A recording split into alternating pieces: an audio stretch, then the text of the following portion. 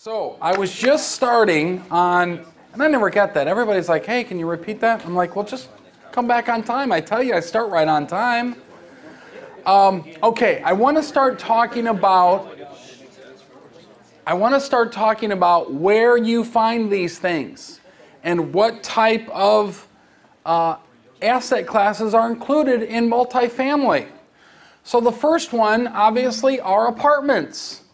Apartments is a dwelling unit within a multifamily structure, generally provided as rental housing. So we've got a building made up of 30 units. Each one of the units are rented out per month. In a sense, that's what you're selling, by the way. You're selling months of living space. If you can think of multifamily and rentals like that, that's how I'd like you to consider this. Again, it's just like that airplane that takes off that has empty seats. When the empty seat is off and in the air, that airline loses that opportunity to ever make money on that particular seat, on that particular flight, ever. They lose that. Same thing with rentals. If you have a month that goes by with a vacancy in that unit, you lose the opportunity to collect rent forever for that particular unit in that particular month. It's pretty important that you consider it like that. You want to reduce your turnovers. You want to make sure that you are keeping those units full. A condominium. A condominium is a multi-unit structure. It's a system of ownership of individual units in a multi-unit structure combined with joint ownership of commonly used property, sidewalks, hallways, stairs, etc. A condominium is considered a residential piece of real estate and uses residential appraisers, financing, and valuation methods, meaning it is, oh, the clouds are here, good. Okay, great. Tyler, glad you made it. And your mother Gay is here. Hi Gay, how are you? Welcome. Oh, you're leaving again, Tyler. Imagine that. Okay, great. A condominium is a multifamily unit structure, typically, but it's considered residential in that you're going to get a residential loan, the appraisal is going to be residential, your terms are going to be residential, so on and so forth. A co-op. A co-op is a multifamily structure, and it's very much like an apartment building. A co-op is a type of multi-unit property that has corporate ownership. You see this a lot in places like New York, where you've got a structure that looks like an apartment building, and it has, what is going on here? What? Okay. All right. Is that, you guys do that all the time? You follow her and she walks like this? Anyway. When I say we start right on time, we start right on time. Oh, there is more missing. Right. That's correct. What did you do with them? A co-op is, think of it as an apartment building in which people have corporate ownership. So if I'm going to live in unit number 7, I own shares of the ownership of that building. In New York, they do that a lot. So when they say, I own my apartment, that's what they mean. Sometimes you see that on TV. That means they're in a co-op and they own that. Okay? A townhome. A townhome is a dwelling unit generally having 2 or more floors and attached to other similar units via party walls. Who likes to party? Okay, Pierre, yes, I know you do. What's interesting about a townhome and a condominium, because they're similar, does anybody know the distinct difference? You do? What is the distinct difference? Between a townhouse and a condominium? Yes, Wayne. Townhouse is freehold, you own the land and you... A townhouse means you own the land underneath. Very good, and you don't do that typically with condominiums. Very good, I'm pretty impressed, Wayne. When were you born? What? Probably about after me. But I've had a lot of work done to look younger than you. A lot of work. And I've had lifts. Wayne, that's pretty impressive. You're a pretty smart guy. What's the other difference? You know the other difference? There's no common area. Possibly. Possibly. Title. Here's the other difference. Let me share this with you. Now, Wayne, feel free to use this information when you're out at the restaurants and bars trying to impress people. This is the other difference. The condominium, its legal ownership starts really at the surface wall. A townhome starts at the middle of the stud. Really. That's another major difference between the two. That's why if you took financing of a condominium, now I know, did you guys get confused when I said stud? Anyway, that's why if you know you didn't. Someone right away said no confusion at all. Pretty cool. That's why if you took a condominium at the same price in the same area and compared the financing to a townhome, same price, same area, your interest rate on a townhome would be, yeah, come on over. Yeah, we're just doing a show here, yeah. How about that? You ever see that TV guy, camera guy, just people walking in the scene, right? Anyway, no, that's fine, no problem. Yeah, Brahman's fault, right. That's why if you would compare the two from a financing side of things, the townhomes interest rate typically would be less because financing sources see that as less risk for that because they own the land underneath it and it starts at middle of the stud. Just something to think about. But Wayne, I'm still impressed, buddy. Still impressed. So I want to talk now. Gilbert, you have a question? No, but also they have to repair their roofs too, right?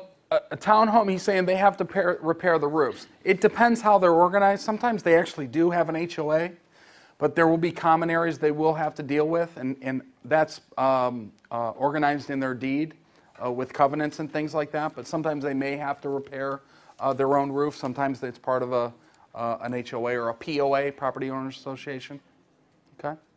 Okay. So let's talk about how we find these multifamily units. I often get that. First and foremost, you've got to think the market. Chicago, Phoenix, Atlanta, Charlotte, wherever. You've got to pick a market. And then in that market, you've got to pick a sub-market. Let's just talk Chicago for a moment. You can't say I invest in Chicago because I'm going to say where. Where? There's 10 million people in the metro here. You're going to say, well, I invest all over. I do the whole thing. No, you don't. You're going to pick a sub-market. You're going to pick the near south side. You're going to pick a suburb like Schaumburg. Let's say you go to Schaumburg, here, the very suburb that we're in right now. I'm going to say, where in Schaumburg? Well, I invest on the southeast side of Schaumburg. I'd like you to break that down in which it's a sub-market of a sub-market, to where there's no more than, say, 150 to maybe 200,000 people in that submarket of the submarket, and smaller, and smaller. That's the focus that you need to have. That's why it drives me crazy when people haven't picked their market yet, because we can't make progress. I'm driving them crazy.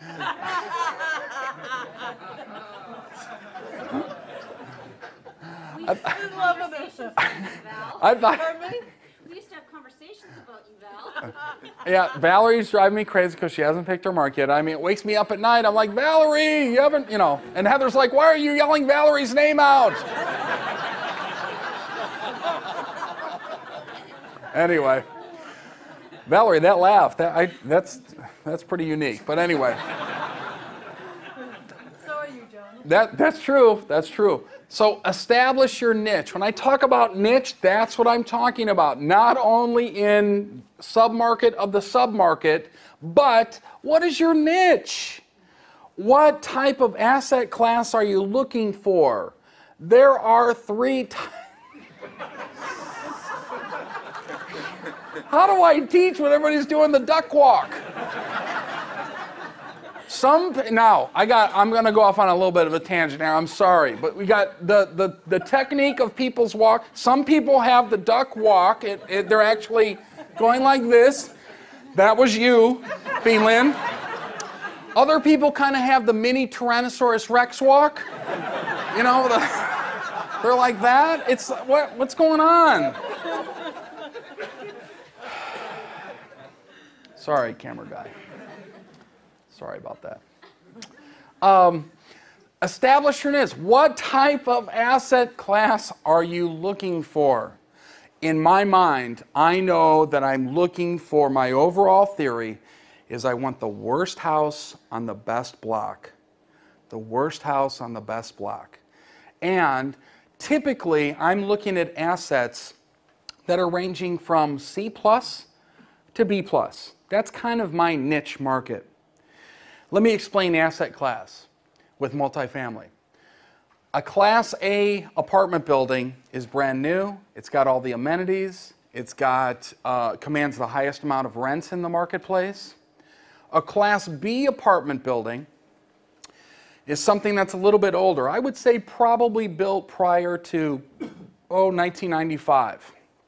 It's got some amenities, not all. It commands about mid-range in rents, kind of thing. A Class C property is one that was built prior to, say, 1980. It's got a lot of deferred maintenance with it, things that need to be repaired or replaced. It commands the lower amount in rent for the marketplace there, and it has little, or if any at all, amenities for that particular building. Now, sometimes you might have an older building that's in really good shape. So it's not technically a Class C built building.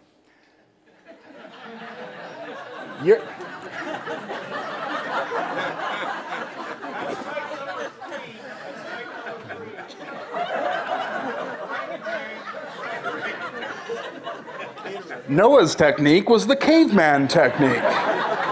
And he happened to deliver a sandwich to one of his neighbors. Must deliver food. So right now we got the caveman, we got the duck, and we got the small Tyrannosaurus Rex. Know who you are, people. Know who you are. How would that help you with your business? Can you imagine? Going up to a partner, now the caveman going up to a banker or maybe Chris Dotson going, I would like a loan. Would that be more effective, or would it be the Tyrannosaurus? Noah wasn't here before when I was explaining that, so he's like, what the hell are you talking about, man? Anyway, you've got to know what your niche is. You have to understand whether or not you're looking for a Class A, B, or C building. My theory for most of you would be look for the worst house, worst building on the best block. Steve's property in Arizona that he just bought, the 74 units. Worst building on the best block. Worst building on the best block. Perfect, perfect. Resources that you have to work with. How much of time, money, knowledge do you have?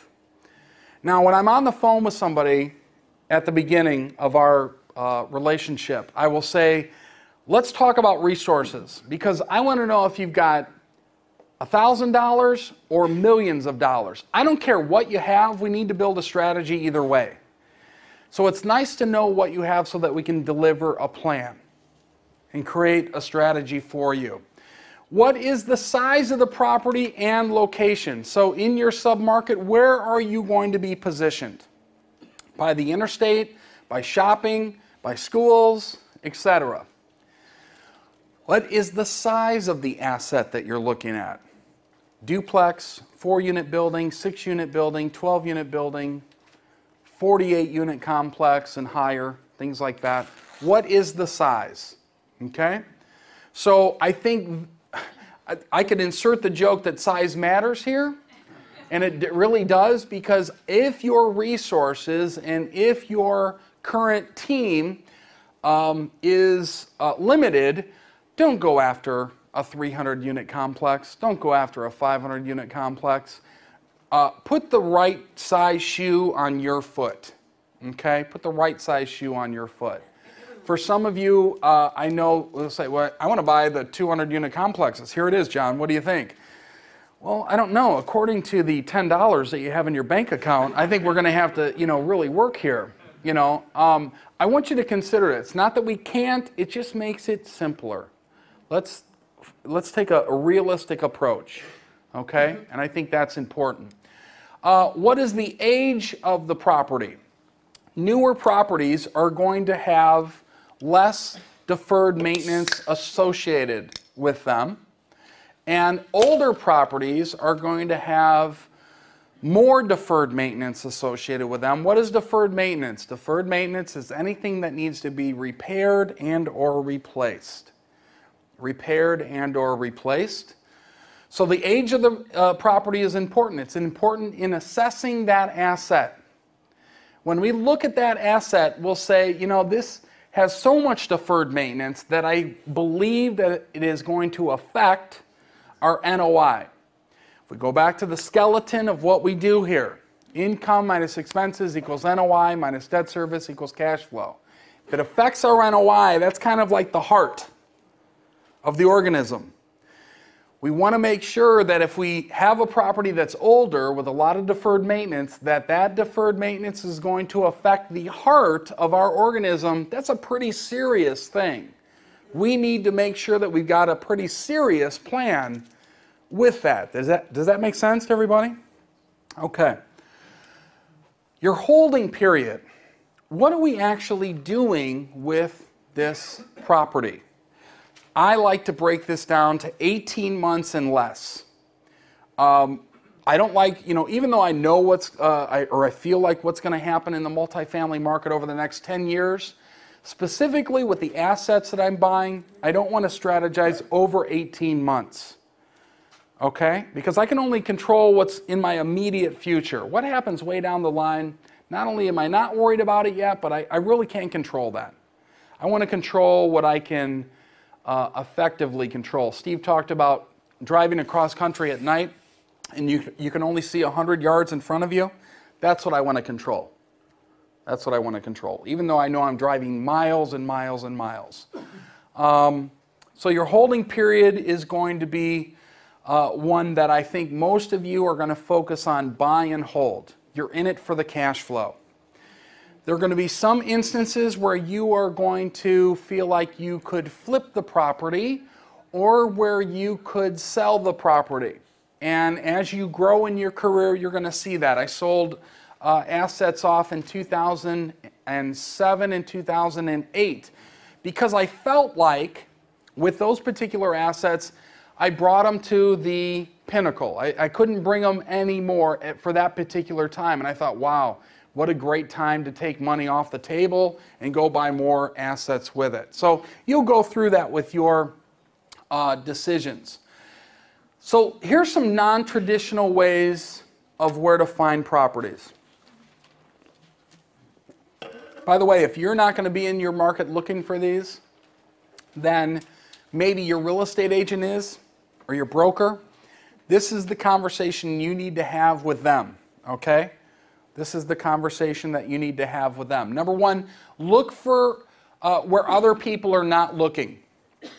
Number one, look for rent signs. Now you might think, John, what are you talking about? Look for rent signs when you're trying to buy the place? Why? Why am I saying that? What is it? Discouraged owner, okay. There's a problem to solve, okay, I like that. Call him, ask him if he wants to sell. Right. Guess what? When you have a for sale sign up, what's valuable about that sign is the fact that it's completely different than the for sale sign. The for sale sign is typically done by a real estate agent or broker. When a real estate agent or broker is there, they're trying to sell you something. So when somebody puts a sign out on a property that it's for rent, typically on the smaller buildings, I would say 12 units or less, maybe even 24 units or less. When there's a for sale sign out there, it's who? The owner. immediately, when we talk about fishing upstream, that's one of the things I would recommend. You're calling the owner and you're talking to the owner. Now you're going to have a rapport with that owner, and it's going to have to be developed quickly. Quickly. If you are not good at developing rapport quickly, look to your partner. Or if you need an icebreaker, do one of your walks. Duck, caveman, Tyrannosaurus Rex. Not only will you not break the ice, but they may give you everything. Here, just take it, don't attack me. Look for for rent signs. Call the for rent sign. The for rent sign is going to give you the opportunity to tell you information about that building. So let's say it's a 6-unit building. We'll keep it simple. And all 6 units are the same. You can tell that from the design of the building. And you call the for rent sign, and the owner's on the phone. And you say, "Hi, Mr. Owner. I'm John. I'm looking to get information on your unit that you have for rent." And the owner might say something, "Well, you know, we get $800 per month. It's a 2-bedroom, 1-bath unit. It is about 800 square feet. And there is parking right outside in front. It's an all-brick building. You pay your own utilities. And there's a washer and dryer facility in the basement." So with that, I think that that gives you enough information to... Hold on. Okay. I wear boxers. So, are you thinking noon? Yeah. Okay. So, a little secret Steve and I got going on. We always want to know who's wearing what type of underwear. He's got on thongs. Personal preference. That's why he walks funny, right? Where was I? Oh, yeah, so I got that information. And I'm like, great. Right now, I know that there's 6 units. They get $800 a piece, $4,800 a month. Times 12 is how much? 50-some thousand, right? Thereabouts. In my mind, I'm going, okay, so if I take, let's just say 50,000, you know. In my mind, I'm going, okay, 50,000, 40% expenses, that's 20,000, net operating income of 30,000, divided by the cap rate of the market of 10, we've got this building valued at 300,000. Really quick, I do that. Really quick. That's just kind of a natural thing I've done now.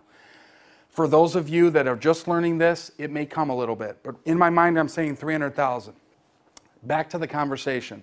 Man, that sounds like a really good building. When I'm right in the area, when can I look at it? Well, I can't show you it today. It's Saturday, and I work the next 2 days. I could get there Tuesday. Immediately in my mind, I know there's a problem. Why? Because renters don't have that schedule. When renters are looking for a unit, they're looking for a unit today.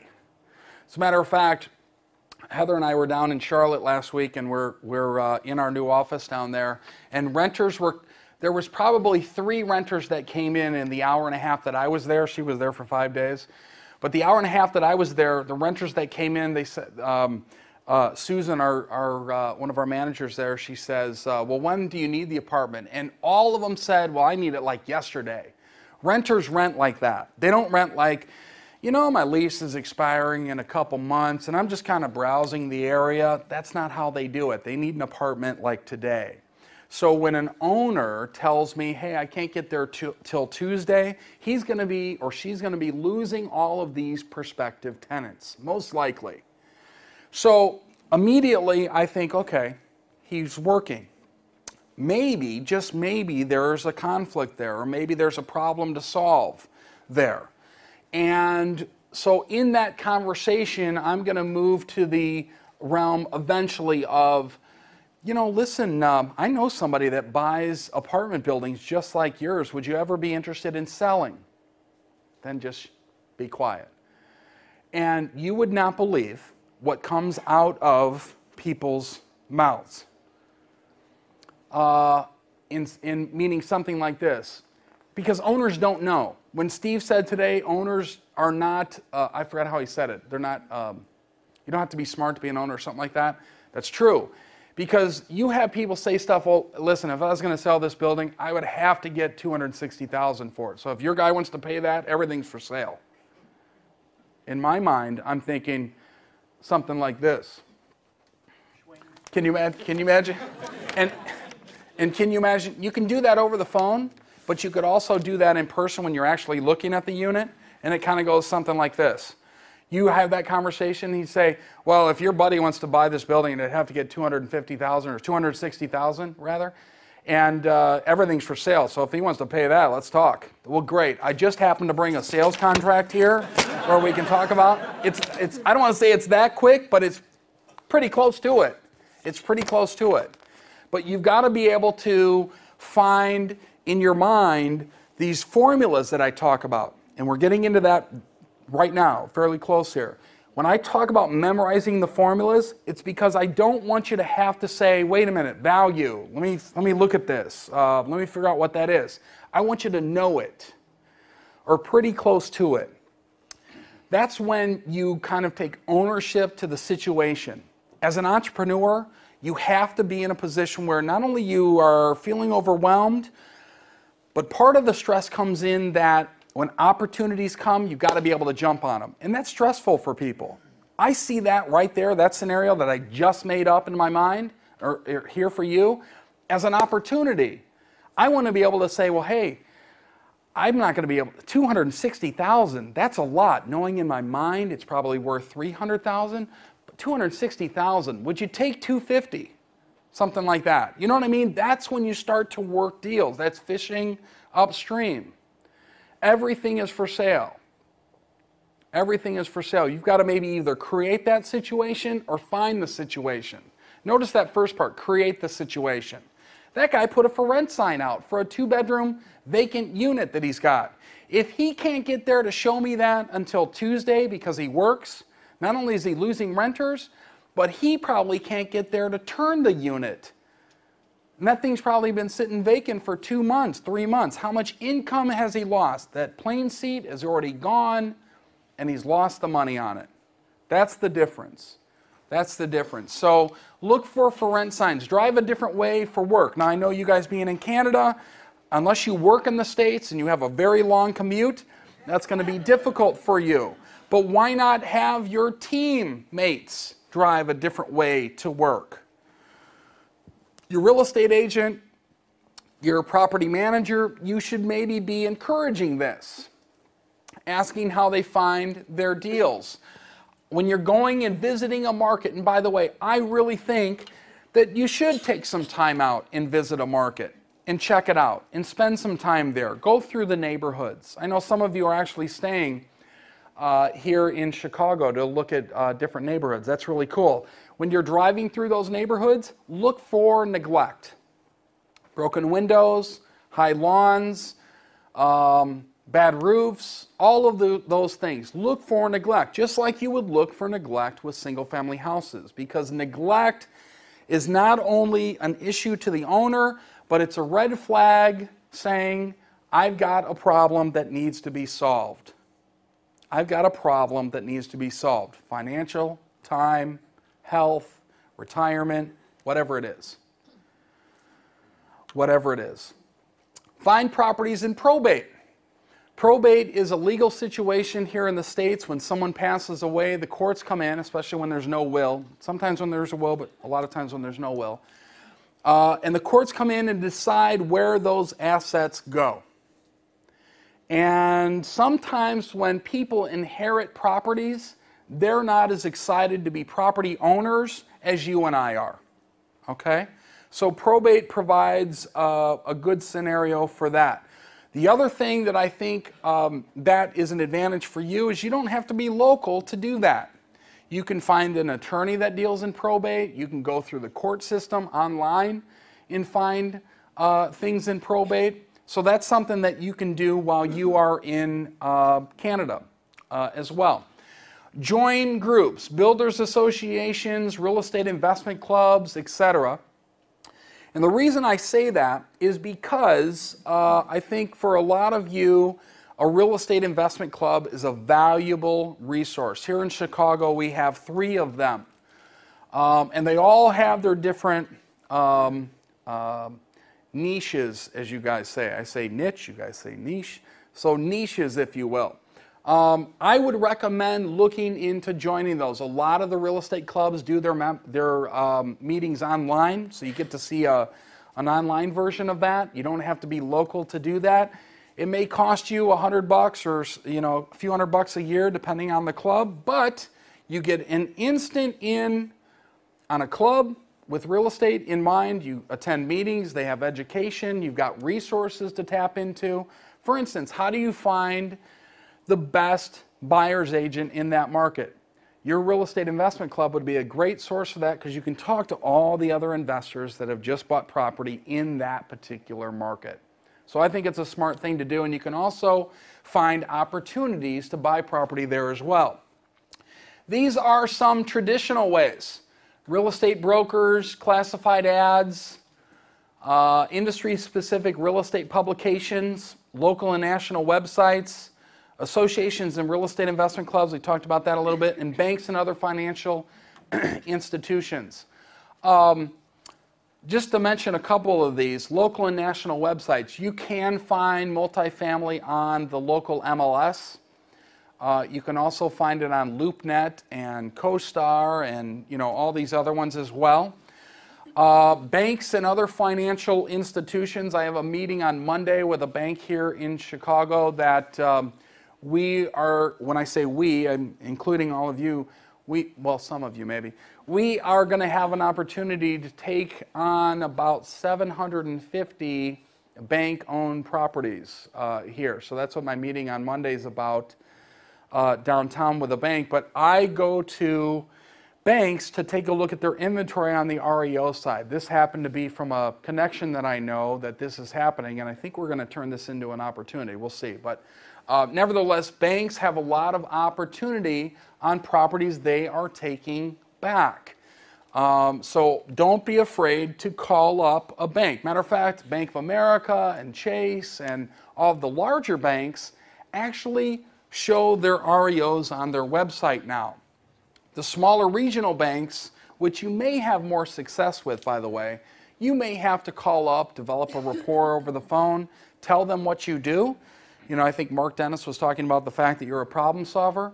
Call them up and talk to them. Yesterday when he had that research up here and you could actually find out who the lender is, you'd be surprised at all those lenders when you call up and ask for the workout side of their division. It's called workout on the commercial side of the world.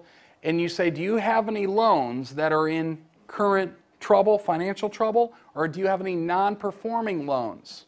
Those are the 2 keywords for them. And they have opportunities. So I don't want you to think that banks are not an opportunity to find multifamily units. I definitely think and know that you can.